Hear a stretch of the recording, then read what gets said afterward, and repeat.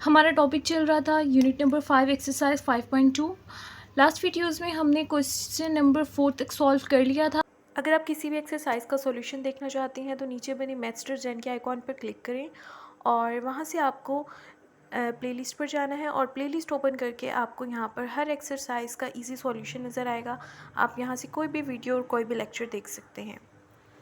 आज हम स्टार्ट करेंगे question number 5। Maximize the function defined as f x y is equal to 2x plus 3y subject to constraints 2x plus y is less than equal to 8, x plus 2y is less than equal to 14, x is greater than equal to 0 and y is greater than equal to 0। यहाँ पर आपको दो inequalities दी हुई हैं। आपने first of all in दो inequalities को pick करना है। देखिए 2x plus y is less than equal to 8 और दूसरी इनइक्वलिटी है x plus 2y is less than equal to 14। आपने इन दोनों इनइक्वलिटीज़ को इक्वल में चेंज करना है, यानी इक्वेशन में चेंज करना है और हम इसकी एसोसिएटेड इक्वेशन लिखेंगे। एसोसिएटेड इक्वेशन लिखते हुए ये लेस देन इक्वल का साइन जो होता है वो इक्वल में चेंज हो जाता है, यानी कि यहाँ पर हो जाएगा 2xy इज इक्वल टू 8। उसके बाद आपने यहाँ पर पुट करना होता है, पहले हम y को 0 करेंगे फिर x को। पहले आपने लिखना है y इज इक्वल टू 0 और इस इक्वेशन में y की जगह आपने लिख देना है 0। ये हो जाएगा 2x प्लस वाई की जगह आ जाएगा 0 इज इक्वल टू 8। यहाँ से 2x में 0 को प्लस करेंगे तो आपका आंसर आ जाएगा 2x इज इक्वल टू 8। उसके बाद आपने यहाँ से करना है 2 को दोनों साइड से डिवाइड कर देना है। हमें यहाँ से चाहिए x की वैल्यू और 2 इसके साथ मल्टीप्लाई हो रहा है, ठीक है। तो यहाँ से 2 को हमने ख़त्म करना है। 2 को यहाँ से रिमूव करने के लिए हमें यहाँ पर डिवाइड करना होगा, क्योंकि मल्टीप्लाई को ख़त्म करने के लिए हमें डिवाइड लगाना होता है। 2 जो है वो x के साथ मल्टीप्लाई हो रहा है तो हम यहाँ भी 2 को डिवाइड करेंगे और इस साइड पे भी 2 से 2 कैंसिल हो जाएगा। यहाँ पर आ जाएगा x इज़ इक्वल टू 4, ठीक है। तो हम ऑर्डर पेयर बनाते हैं और पहले ऑर्डर पेयर में हम लिखते हैं x की वैल्यू वो है 4 और y की वैल्यू यहाँ से है 0। तो ये हमारे पास पहला ऑर्डर पेयर बन गया। हमने पहले y को 0 लिखा था, अब हम लिखेंगे x इज़ इक्वल टू 0 और हमारे पास इक्वेशन है 2x plus y is equal to 8। तो आप जब यहाँ पर x को 0 लिखेंगे तो यहाँ पर आ जाएगा 20 plus y is equal to 8। 2 multiply में 0 होता है 0 plus y is equal to 8। तो यहाँ से आपके पास आंसर आ जाएगा y इज़ इक्वल टू 8। और ऑर्डर पेयर में हम पहले x का वैल्यू लिखते हैं वो है 0 और उसके बाद y की वैल्यू है 8। तो इस तरह से हमारे पास दो ऑर्डर पेयर आ गए। उसके बाद आपने लेना होता है टेस्ट पॉइंट। टेस्ट पॉइंट हम लेते हैं 0 0। यहाँ पर इनइक्वलिटी में यहाँ पर हम x पे 0 पुट करेंगे और y भी। इनइक्वलिटी है हमारे पास 2x plus y is less than equal to 8। तो यहाँ पर x और y दोनों की जगह पर आपने 0 लिख देना है। 2 को मल्टीप्लाई करेंगे 0 से तो आंसर आ जाएगा 0 plus 0 is less than equal to 8। 0 plus 0 होता है 0 is less than equal to 8, यानी वो कहते हैं 0 जो है वो छोटा है 8 से, तो ये ट्रू है, ठीक है। अब इसी तरह से बिल्कुल सेम हम सेकंड इनइक्वलिटी को पहले इक्वेशन में चेंज करेंगे। हम इसकी एसोसिएटेड इक्वेशन लिखेंगे। एसोसिएटेड इक्वेशन यहाँ से आ जाएगी x plus 2y is equal to 14, ठीक है। अब आपने वैसे ही y को 0 रखना है तो हम यहाँ पर लिखेंगे y इज इक्वल टू 0। तो यहाँ पर y की जगह 0 आ जाएगा, x एज इट इज़ आ जाएगा प्लस 2 और y की जगह आ जाएगा 0 इज इक्वल टू 14। x 2 को आप 0 से मल्टीप्लाई करेंगे तो 0 आंसर आ जाएगा is equal to 14। x plus 0 होता है x इज इक्वल टू 14, तो x का आंसर आपके पास आ गया 14। और ऑर्डर पेयर में हम पहले x की वैल्यू लिखते हैं वो है 14 और y की वैल्यू हमारे पास है 0, ठीक है। नेक्स्ट देखें, अब हम इसी इक्वेशन में पहले हमने y को 0 लिखा, अब x को 0 लिखेंगे। इक्वेशन हमारे पास है x plus 2y is equal to 14।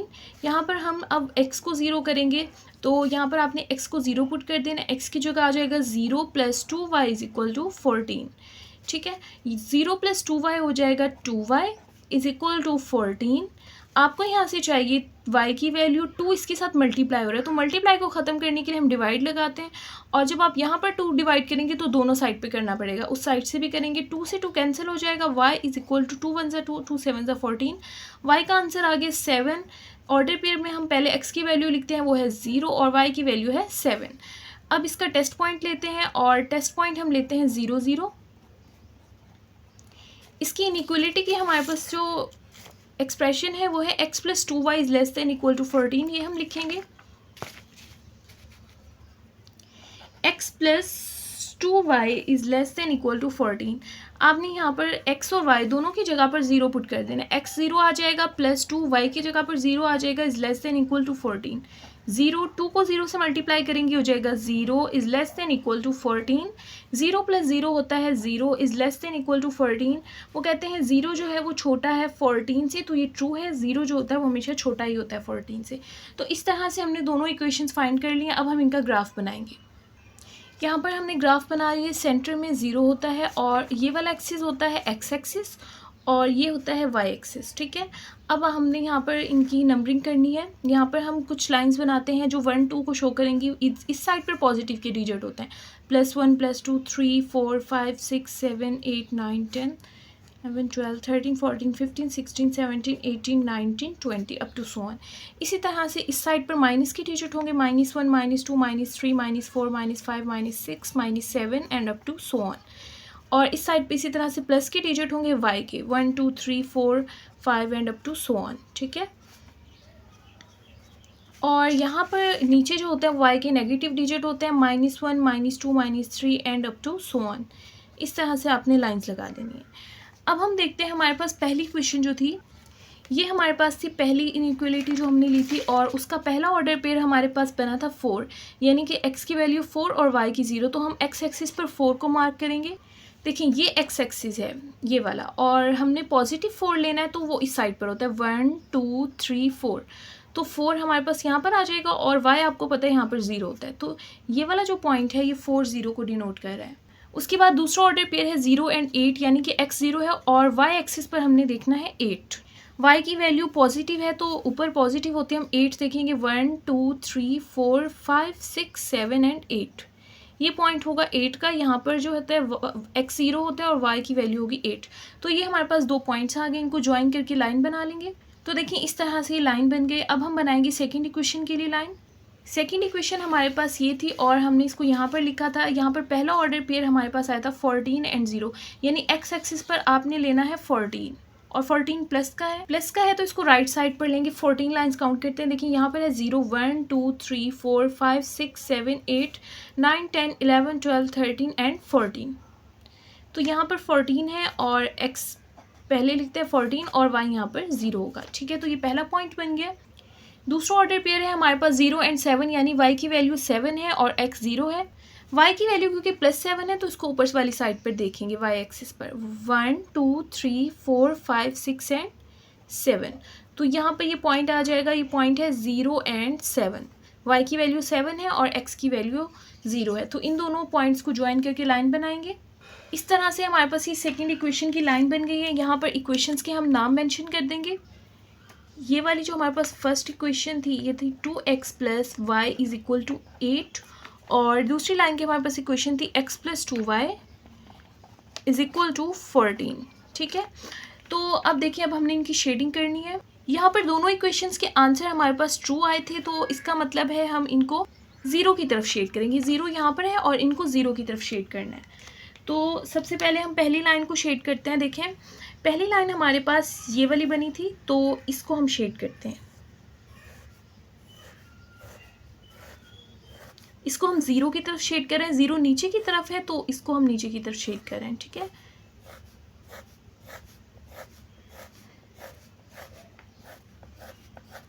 इस तरह से हमने पहली लाइन को शेड कर लिया और दूसरी लाइन का भी आंसर ट्रू था तो उसको भी 0 की तरफ शेड करेंगे। 0 यहाँ है तो इसको नीचे की तरफ शेड करेंगे।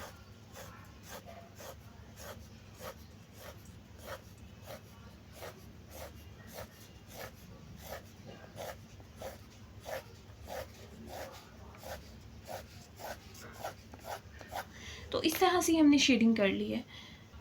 यहाँ क्वेश्चन में उन्होंने हमें बताया था कि x is greater than equal to 0 है एंड y भी ग्रेटर देन इक्वल टू 0 है, यानी x भी पॉजिटिव है और y भी पॉजिटिव। तो ये फर्स्ट क्वाड्रेंट होता है हमारे पास, हमेशा फर्स्ट क्वाड्रेंट में लेंगे हम शेडिंग। तो फर्स्ट क्वाड्रेंट हमारे पास ये वाला है, ठीक है। यानी कि हमने शेडिंग सिर्फ इस पोर्शन वाली लेनी है। ये 4 क्वाड्रेंट्स है, ये पहला दूसरा तीसरा चौथा। हमने शेडिंग सिर्फ पहले ही पोर्शन में लेनी है, इन पोर्शंस में नहीं लेनी। तो यहाँ पर जो भी शेडिंग है ये हम रिमूव कर देंगे, यहाँ से और यहाँ से।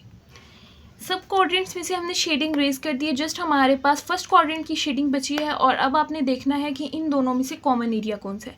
अब आप गौर से देखें, जो ये वाली लाइन है ये वाली लाइन, इसकी शेडिंग यहाँ नीचे की तरफ है, यहाँ पर ये नीचे वाला पोर्शन है, और इस लाइन की शेडिंग जो है वो यहाँ पर भी है, ऊपर भी है और नीचे भी है। तो कॉमन एरिया जो दोनों में सेम होगा वो जस्ट ये आएगा, क्योंकि अगर हम इस ऊपर वाले एरिया को भी काउंट करते हैं, इस वाली लाइन की शेडिंग जस्ट नीचे है, ऊपर नहीं है, ठीक है। तो हम जस्ट ये वाला एरिया ले सकते हैं। इस वाले पोर्शन में देखें ऊपर वाली लाइन की शेडिंग भी आ रही है और इस वाली लाइन की भी शेडिंग आ रही है, ठीक है। तो हमारे पास ये वाला आंसर होगा, ये इसके कॉर्नर पॉइंट्स होंगे, बाकी हमने सारा रिमूव कर देना है। तो ये देखें, ये हमारा जस्ट रिमेनिंग एरिया है शेडिंग का। तो अब देखिए यहाँ पर हमारे पास कॉर्नर पॉइंट पहला है 0, यहाँ पर आपको पता है एक्स भी 0 होता है और वाई भी 0, तो यहाँ पर पॉइंट आएगा 0 0, यहाँ पर पॉइंट आएगा 4 0 और यहाँ पर पॉइंट है 0 और 7। तो हमारे पास यहाँ से 3 कॉर्नर पॉइंट्स आए हैं। एक और चीज़ भी यहाँ पर नोट करें, देखिए हमारे पास बन रहा है ये ट्राइंगल, इस तरह से ये कॉर्नर पॉइंट है, ये कॉर्नर पॉइंट है और एक ये भी है, यहाँ पर भी लाइन टच हो रही है, ठीक है। तो ये ऊपर वाले 2 कॉर्नर पॉइंट्स हैं और एक कॉर्नर पॉइंट ये है। इन 3 के आंसर हमें पता है, ऑर्डर पेयर हमें पता है, और इसका हमें ऑर्डर पेयर नहीं पता। तो बिल्कुल उसी तरह से हम ये दोनों इक्वेशन यूज़ करेंगे और इन पॉइंट्स के हम आंसर फाइंड करेंगे एक्स और वाई के लिए। तो देखते हैं, हमारे पास इक्वेशन है 2x + y = 8 और दूसरी इक्वेशन है x + 2y = 14। इसको हम नाम देते हैं इक्वेशन नंबर 1 का और इसको नाम देंगे हम इक्वेशन नंबर 2 का। आपने फर्स्ट ऑफ ऑल क्या करना है, इक्वेशन नंबर 1 को 2 से मल्टीप्लाई कर देना है। देखें, मल्टीप्लाई इक्वेशन 1 को 2 से मल्टीप्लाई कर देना है। देखिए ये हमारे पास इक्वेशन 1 है, 2x + y = 8। तो दोनों साइड से आप इसको 2 से मल्टीप्लाई कर देंगे, इस साइड से भी और इस साइड से भी। हो जाएगा 2 × 2 = 4x + 2 जब y से मल्टीप्लाई होगा हो जाएगा 2y = 2 8 = 16, ठीक है। तो ये हमारे पास आंसर आ गया। अब हमने लेनी है ये दूसरी वाली इक्वेशन। हमारे पास दूसरी इक्वेशन क्या है, x + 2y = 14। अब हमने इन दोनों इक्वेशंस को माइनस करना है। देखिए यहाँ पर भी प्लस है, यहाँ पर भी प्लस है, यहाँ पर भी प्लस है और यहाँ पर भी प्लस है। जो सेकंड लाइन है इसकी अलामतें आप चेंज कर देंगे, यहाँ पर माइनस कर देंगे, यहाँ पर माइनस और यहाँ पर माइनस। देखें +2y और -2y ये दोनों क्या हो जाएंगे, कैंसल। 4x में से -1x करेंगे तो कितने x बच जाएंगे, 3x = 16 में से 14 चला जाएगा तो यहाँ पर रह जाएगा 2। तो x को इसी साइड पर रहने दें, यहाँ पर है 2, 3 जो है वो x के साथ मल्टीप्लाई हो रहा है, दूसरी साइड पर जाकर 3 हो जाएगा डिवाइड। तो यहाँ से हमारे पास x का आंसर आ गया 2/3। अब आपने क्या करना है, इन दोनों इक्वेशंस में कहीं भी आप यहाँ पर या यहाँ पर x की वैल्यू लिखेंगे 2/3 तो आपका y का आंसर आ जाएगा। तो देखिए मैं इक्वेशन नंबर 2 में लिख रही हूँ।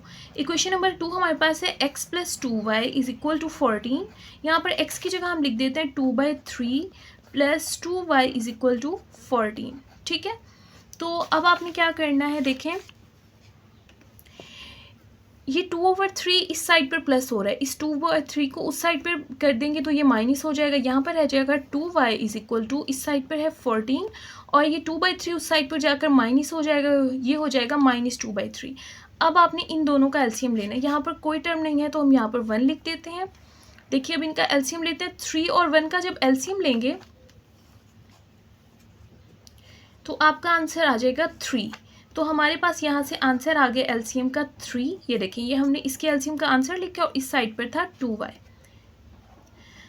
अब आपने क्या करना है, इस 1 को और 3 को डिवाइड करना है। 3 को अंदर रखेंगे, इस 1 से डिवाइड करेंगे, 1 3 = 3 और हमारे पास आंसर क्या आ गया 3। इस 3 को अब 14 से मल्टीप्लाई करेंगे, 3 को मल्टीप्लाई करें देखें 14 के साथ तो आपका आंसर आएगा 42। तो यहाँ पर आप लिख देंगे 42। दोबारा देखिए हमने 3 और 1 को डिवाइड किया, फिर जो आंसर आया उसके साथ 14 को मल्टीप्लाई किया। अब इसी तरह से 3 और 3 को डिवाइड करेंगे, 3 को डिवाइड करेंगे 3 से तो ये आ जाएगा 3 1 = 3, 1 आंसर आया। 1 को अब 2 से मल्टीप्लाई करेंगे, 2 1 = होता है 2। तो अब देखिए यहाँ से आ जाएगा 2y = 42 में से 2 माइनस हो जाएंगे तो यहाँ पर बच जाएगा 40/3।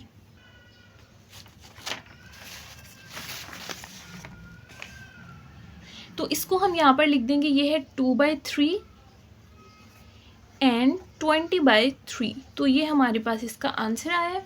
अब ये 4 कॉर्नर पॉइंट्स हैं, हम इन कॉर्नर पॉइंट्स को यूज़ करते हुए इस इक्वेशन में पुट करेंगे और देखेंगे हमारा आंसर मैक्सिमाइज यानी सबसे बड़ा कहाँ पर आता है, कौन से पॉइंट पर आता है। तो बारी बारी सबको इस इक्वेशन में पुट करेंगे 2x + 3y में। तो यहाँ पर सबसे पहले हम कॉर्नर पॉइंट्स लिख लेंगे। कॉर्नर पॉइंट्स हमारे पास हैं 0, 7, 0, 0, 4, 0, 2/3 एंड 20/3। ये 4 कॉर्नर पॉइंट्स हम लिख लेंगे।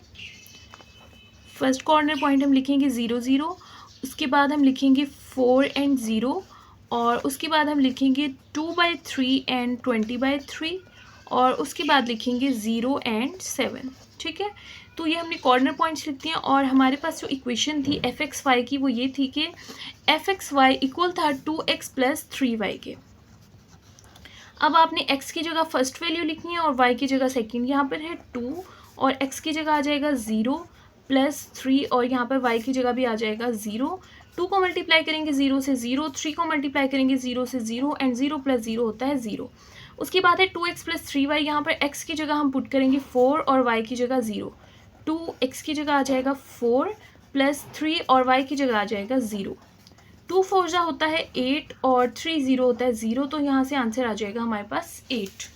उसके बाद देखें यहाँ पर हमारे पास है 2 और x की जगह पर हम पुट करेंगे 2/3 + 3, और यहाँ पर y की जगह है 20/3।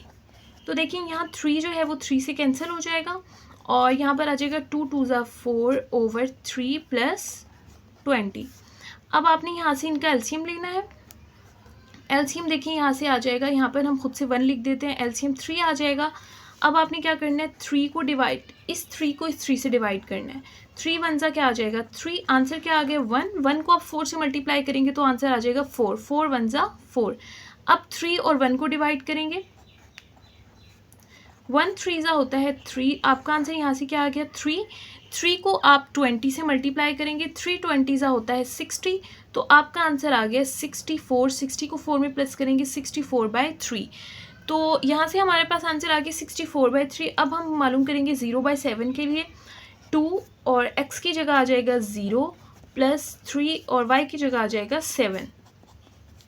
2 0 होता है 0, 3 7 ज़ा 21, और यहाँ पर हमारे पास आंसर आ जाएगा 21।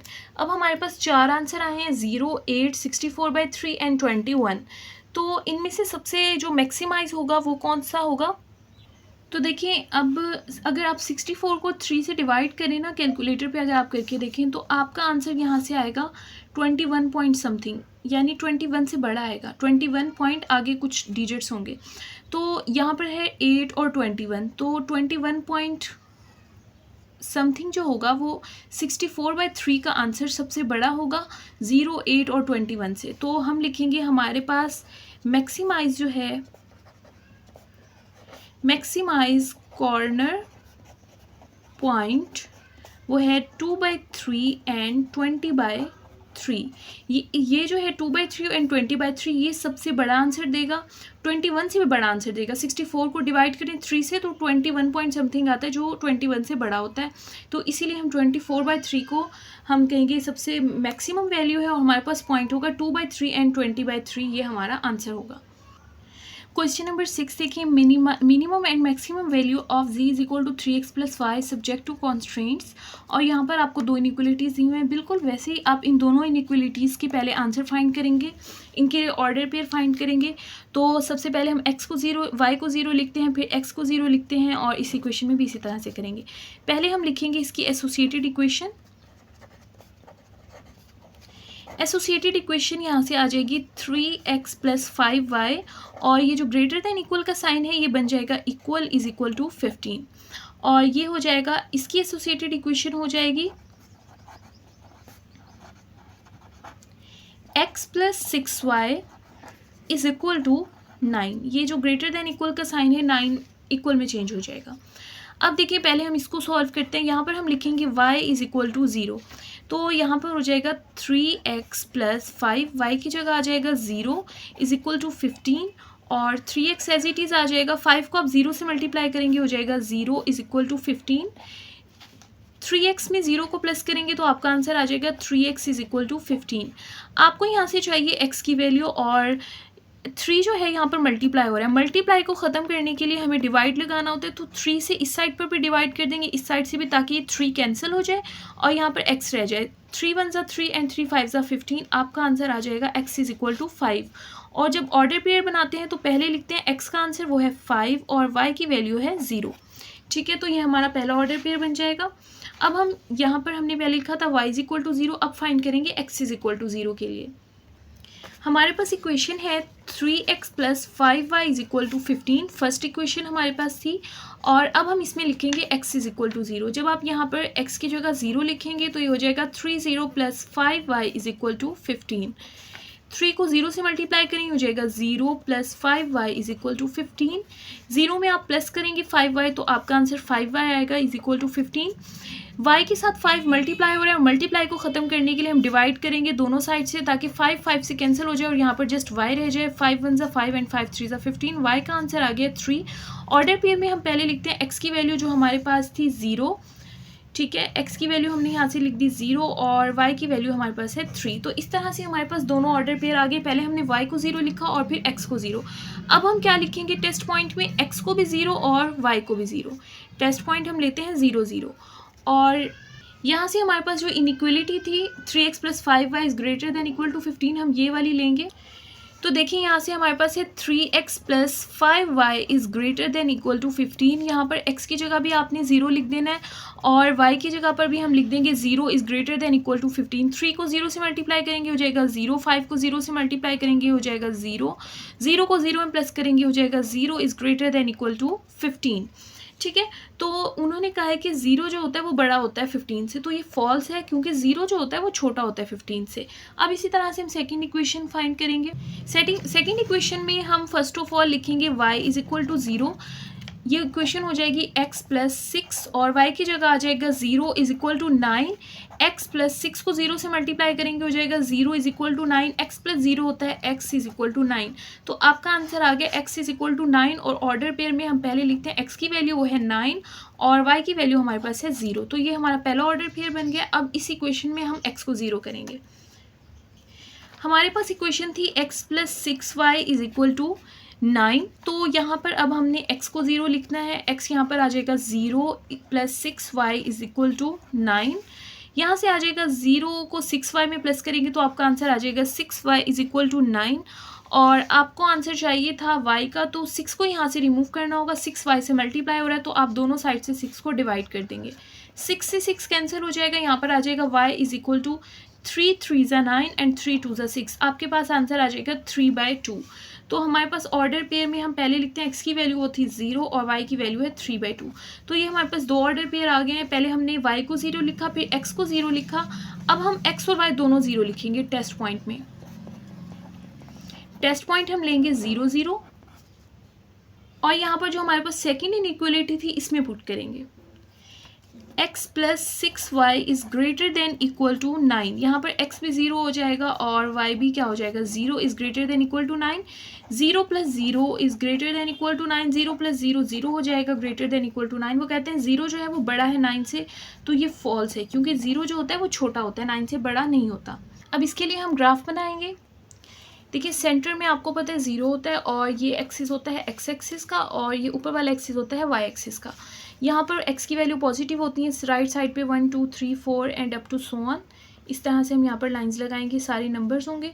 और ऊपर जो होती है वो y की वैल्यू पॉजिटिव होती है 1 2 3 4 5 6 7 अप टू सो ऑन। इस साइड पर x की वैल्यू नेगेटिव होती है, 0 के राइट साइड पे पॉजिटिव और लेफ्ट साइड पर नेगेटिव। इसी तरह से y ऊपर पॉजिटिव होता है और नीचे की तरफ y क्या होगा नेगेटिव।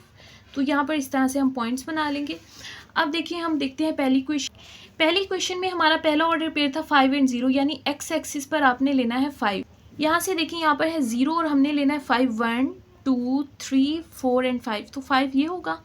यहाँ पर x की वैल्यू है 5 और y की वैल्यू होगी 0 क्योंकि पूरे x एक्सिस पर y हमेशा 0 होता है और y की एक्सिस पर x 0 होता है। और इसी इक्वेशन का दूसरा पॉइंट हमारे पास आया था 0 एंड 3, यानी कि y की वैल्यू 3 है और x 0 है। तो x आपको पता है y पर 0 ही होता है और 3 लेना है, प्लस का 3 है तो ऊपर की तरफ जाएंगे 1 2 3। तो यहाँ पर x 0 है और y की वैल्यू है 3। अब इन दोनों को ज्वाइन करेंगे हम। देखिए इस तरह से हमने ज्वाइन कर लिया और ये इक्वेशन थी 3x + 5y = 15 की। अब इसी तरह से हम फाइंड करेंगे सेकंड की। यहाँ से हमारे पास सेकंड इक्वेशन का ऑर्डर पेयर है 9 एंड 0, यानी x की वैल्यू है 9 और y है 0। x की वैल्यू आपने +9 लेनी है तो इस साइड पर होगी 1 2 3 4 5 6 7 8 9। तो 9 यहाँ पर आ जाएगा और y आपको पता है x एक्सिस पर 0 होता है, तो ये हमारा एक पॉइंट बन गया। दूसरा पॉइंट हमारे पास था 3/2, यानी ये फ्रैक्शन में आ गया और ये हमने y के लिए मालूम करना है। तो देखें यहाँ से हमारे पास है 3/2। फ्रैक्शन के लिए मालूम करने के लिए जो नीचे डिनोमिनेटर होता है यहाँ पर है 2 में से आप 1 माइनस करेंगे तो आपके पास क्या आंसर आ जाएगा 1। आपने क्या करना है, इस y एक्सिस की हर लाइन के दरमियान में एक लाइन डाल देनी है, ठीक है। आंसर 1 आए इसीलिए आप एक एक लाइन डालते जाएंगे सब लाइन्स के दरमियान में, ठीक है। अब आपने क्या करना है, 3 फाइंड करना है। 3 0 के बाद 0 है यहाँ पर 1 2 3, तो ये आपका आंसर होगा। और हमारे पास x 0 है और y की वैल्यू क्या थी 3/2, तो ये हमारे पास पॉइंट बन गया। अब इन दोनों को ज्वाइन कर लेंगे। तो देखिए इस तरह से हमने इनको ज्वाइन कर लिया और ये हमारे पास लाइन थी इस इक्वेशन की x + 6y = 9। अब हमने इनकी शेडिंग करनी है।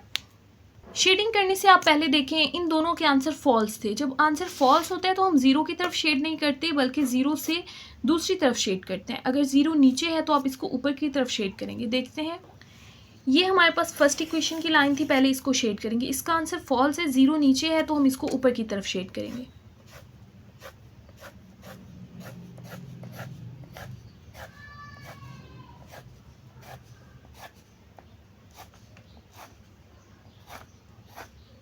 ठीक है, उसके बाद देखें ये वाली लाइन है, ये भी जो है वो फॉल्स थी, तो अब हम इसको भी 0 की तरफ शेड नहीं करेंगे, 0 नीचे, इसको ऊपर की तरफ शेड करेंगे।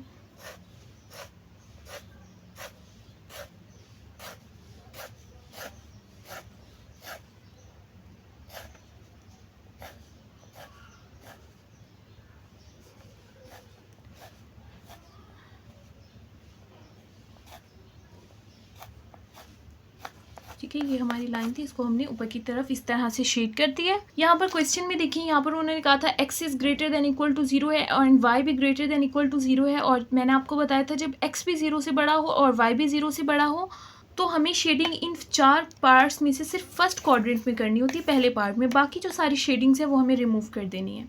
तो देखिए इस तरह से हमने बाकी सब क्वाड्रेंट्स की शेडिंग को रेज कर दिया और हमने सिर्फ फर्स्ट क्वाड्रेंट की शेडिंग को रहने दिया है।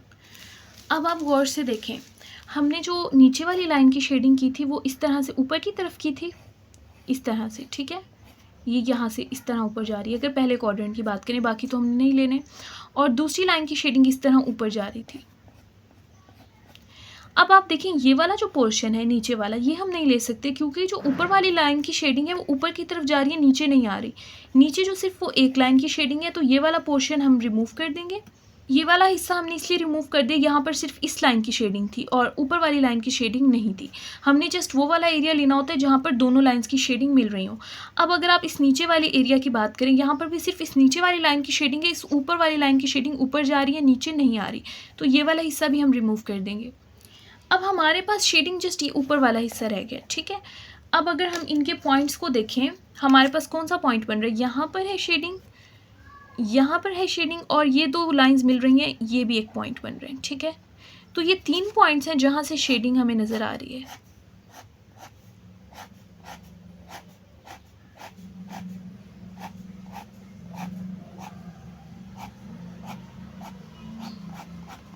ठीक है, तो यहाँ से हमारे पास कॉर्नर पॉइंट बनेगा 0 एंड 3, 9 एंड 0 और ये वाला, लेकिन इसका हमें नेम नहीं पता, तो ये हमें कॉर्नर पॉइंट मालूम करना होगा। और कॉर्नर पॉइंट आपको पता है इन दोनों इक्वेशंस को यूज़ करके हम मालूम करेंगे। तो देखिए ये हमारे पास 2 इक्वेशंस हैं जो हमने स्टार्ट में ली थी और इन्हीं को यूज़ करके हमने जो है वो कॉर्नर पॉइंट निकालना है। तो सबसे पहले हमने किसी एक को कैंसिल करना है, तो हम यहाँ से पहले x को कैंसिल कर देते हैं। देखिए यहाँ पर है 3x और यहाँ पर भी अगर 3x होगा तो ये दोनों कैंसिल हो जाएंगे। तो हम इस x को 3x बनाने के लिए इन दोनों साइड पर 3 को मल्टीप्लाई कर देते हैं। ये है इक्वेशन 1 और ये है इक्वेशन 2। आपने इक्वेशन 1 को मल्टीप्लाई करना है, मल्टीप्लाई इक्वेशन 1 बाय 3। आपने इक्वेशन 1 को 3 से मल्टीप्लाई कर देना। देखिए इक्वेशन 1 है x plus 6y is equal to 9। इस साइड से भी 3 मल्टीप्लाई कर देंगे और इस साइड से भी 3 को मल्टीप्लाई कर देंगे। 3x से मल्टीप्लाई होकर हो जाएगा 3x और 3 6 होता है 18 और साथ में y, 3 9 होता है 27। ठीक है, तो ये हमारे पास इक्वेशन बन गई है। अब इस वाली इक्वेशन को और इससे वाली इक्वेशन को लिखेंगे। ये वाली इक्वेशन ऑलरेडी लिखी हुई है 3x plus 18y is equal to 27 और दूसरी इक्वेशन हमारे पास है 3x plus 5y is equal to 15। 3x plus 5y is equal to 15। अब हम क्या करते हैं, यहाँ पर प्लस है, यहाँ पर प्लस है, यहाँ पर भी प्लस होगा, यहाँ पर भी प्लस। इनको सबको माइनस कर दें, इसको भी माइनस कर दें, इसको भी माइनस कर दें, इसको भी माइनस। हमने माइनस इसलिए किया ताकि 3x माइनस 3x क्या हो जाए, कैंसिल। प्लस 3x और माइनस 3x क्या हो जाएगा, कैंसिल। 18 में से 5 माइनस हो जाएंगे तो यहाँ पर रह जाएगा 13y इज इक्वल टू 27 में से 15 माइनस हो जाएंगे तो आंसर आ जाएगा 12। ठीक है, तो यहाँ से हमें चाहिए y की वैल्यू और यहाँ पर है 12। 13 इसके साथ मल्टीप्लाई हो रहा है, दूसरी साइड पर जाकर हो जाएगा डिवाइड, तो यहाँ से y का आंसर आ गया 12/3। अब इसी तरह से हम x की वैल्यू फाइंड करेंगे।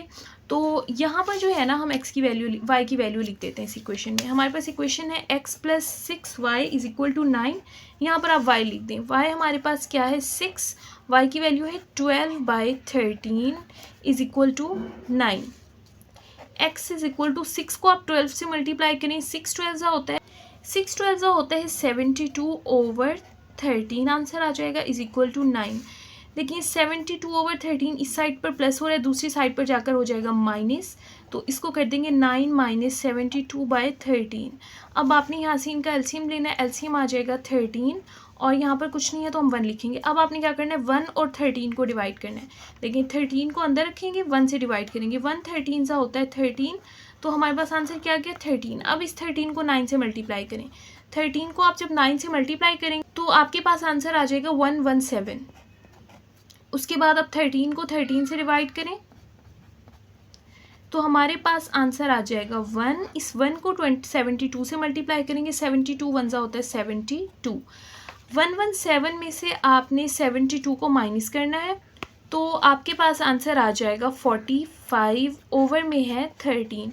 तो x का आंसर आ गया हमारे पास 45/13, हम ऑर्डर पेयर में लिखेंगे, और y का हमारे पास आंसर था 12/13। तो इस तरह से ये हमारे पास तीसरा कॉर्नर पॉइंट बन गया है। तो देखिए ये वाला पॉइंट हमने मालूम करना था, ये हमारे पास आ गया 45/13 एंड 12/13। यहाँ पर ये क्वेश्चन लिखी हुई है तो इसलिए इस तरह से मैंने लिख दिया है। तो ये हमारे पास थर्ड आ गया। अब हमने क्या करना है, आपने इन तीनों कॉर्नर पॉइंट्स को बारी बारी इस इक्वेशन में लिखना है और देखना है कहाँ पर आपका आंसर मैक्सिमम यानी सबसे बड़ा आता है, और ये भी मालूम करना है कहाँ पर आपका आंसर सबसे छोटा आता है। तो ये दोनों आपने मालूम करना है, सबसे बड़ा भी और सबसे छोटा भी। तो यहाँ से देखिए हम पहले लिखते हैं कॉर्नर पॉइंट्स। पहला कॉर्नर पॉइंट हमारे पास है 0 and 3 और इक्वेशन हमारे पास है fxy जो हमें क्वेश्चन में स्टार्ट में दी हुई थी 3x प्लस y। अब आपने क्या करना है, हम पहले कॉर्नर पॉइंट के लिए मालूम करते हैं। आप यहाँ पर 3 लिखें और x की जगह क्या आ जाएगा 0 प्लस y की जगह क्या आ जाएगा 3। 3 को 0 से मल्टीप्लाई करेंगे हो जाएगा 0 प्लस 3, 0 प्लस 3 होता है 3। तो पहले कॉर्नर पॉइंट का आंसर हमारे पास आ गया 3 और दूसरा कॉर्नर पॉइंट हमारे पास था 45/13 जो हमने अभी मालूम किया था, और 12/13। अब आपने x की जगह लिखना है 45/13 और y की जगह लिखना है 12/13। तो देखें x की जगह आ जाएगा 45/13 प्लस y की जगह आ जाएगा 12/13। 3 को आप 45 से मल्टीप्लाई करें तो यहाँ से आ जाएगा 3 × 45 आ जाएगा 135। इन दोनों को मल्टीप्लाई करके डिनोमिनेटर में है 13 और प्लस 12/13 एज इट इज़ आ जाएगा। अब आपने इनका एलसीएम लेना है। जब डिनोमिनेटर सेम हो तो एलसीएम वही आता है 13, और जब डिनोमिनेटर सेम हो तो ऊपर वाली वैल्यूज़ भी सेम रहती हैं 135 + 12, और 135 को आप 12 में प्लस करेंगे तो आपका आंसर आ जाएगा 147/13। अब हम फाइंड करते हैं थर्ड कॉर्नर पॉइंट के लिए। थर्ड कॉर्नर पॉइंट हमारे पास था 9 एंड 0। तो यहाँ पर x की जगह पर हम लिख देते हैं 9 प्लस y की जगह आ जाएगा 0। 3 9 होता है 27, 27 प्लस 0 और ये आंसर आ जाएगा 27। तो अब हमने देखना है सबसे बड़ा कॉर्नर पॉइंट कौन सा है और सबसे छोटा आंसर किस पर आया। हमारे पास 3 आंसर आए, एक आया 3, एक आंसर हमारे पास आया 147/13 और एक आंसर आया 27। तो इन सब में से सबसे छोटा जो है वो है 3। तो fxy जो होगा वो मिनिमम होगा। मिनिमम का मतलब होता है सबसे छोटा। मिनिमम होगा एट 3 का आंसर कहाँ पर आया, किस कॉर्नर पॉइंट पे, 0 एंड 3 पर। तो ये 0 और 3 पर इसका आंसर सबसे क्या आया, मिनिमम, यानी कि सबसे छोटा। और अब देखिए 147/13 बड़ा है या 27 का आंसर बड़ा है। तो आप 147 को 13 से डिवाइड करके देख लें तो आपका आंसर 27 से छोटा आएगा। इसका मतलब 147/13 छोटा है और 27 बड़ा है। तो हम कहेंगे हमारा कॉर्नर पॉइंट जो बड़ा है वो कौन सा है, 90। तो fxy जो मैक्सिमम होगा यानी कि सबसे बड़ा, मैक्सिमम होगा एट 90 पर। 90 पर ये सबसे बड़ा आएगा आंसर और 0 और 3 पर सबसे छोटा आएगा। इस तरह से हमारी एक्सरसाइज नंबर 5.2 कंप्लीट हो गई है। आपने इसको समझने के लिए सबसे पहले एक्सरसाइज 5.1 से स्टार्ट करना है और इनको सही तरीके से समझना है, तो आपको इंशाल्लाह कोई मसला नहीं होगा। अगर इसमें आपका कोई क्वेश्चन हो तो आप कमेंट बॉक्स में पूछ सकते हैं।